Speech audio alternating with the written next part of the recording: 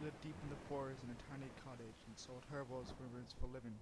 Folks living in a town nearby called her Bloody Mary and said she was a witch. None dared to cross the old Chrome for fear that their cows would go dry, their food stores would rot away before winter, their children take sick of fever, of any number of terrible things that the angry witch could do her neighbors. Then the little girls in the village began to disappear, one by one. No one could find out where they had gone. Grief-stricken families searched by the woods, the local buildings, held houses and barns, but there was no sign of the missing girls. A few brave souls even went to Vladimir's home in the woods to see if they had retaken the little girls, but she denied any knowledge of the disappearance. Still, it is noted that her name has changed. She looked younger, more attractive. The neighbors were suspicious, but they could not find proof that the witch had the young ones. Then came the night when the daughter of the miller rose from her bed and walked outside, following an unknown sound no one could hear. The miller's wife had a toothache and was sitting up in the kitchen, treating the tooth with her remedy when her daughter left the house. She screamed for her husband and followed the girl out the door. The builders came running in his nightshirt.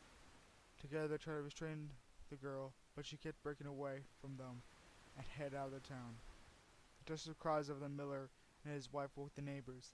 They came to assist in the frantic Hopla. Suddenly a sharp-eyed farmer gave a snout to the pointing towards a strange light at the edge of the woods.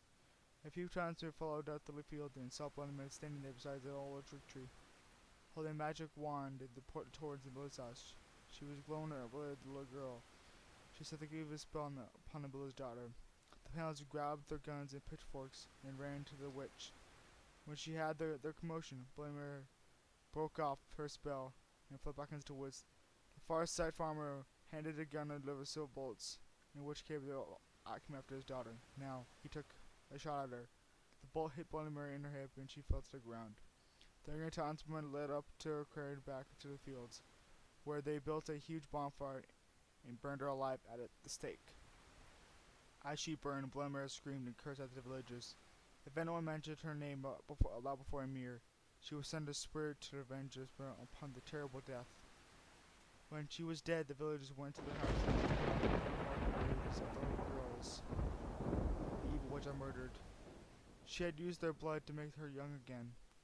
From that day to this one, anyone foolish enough to chant Bloody Mary's name 3 times before a darkened mirror will be summoned by the village spirit of the witch. It is said that she will tear their bodies to pieces and rip the souls of the mutilated bodies. Those souls are unburied ones burned in torment as Bloody Mary once was burned, and they will be trapped in the mirror forever.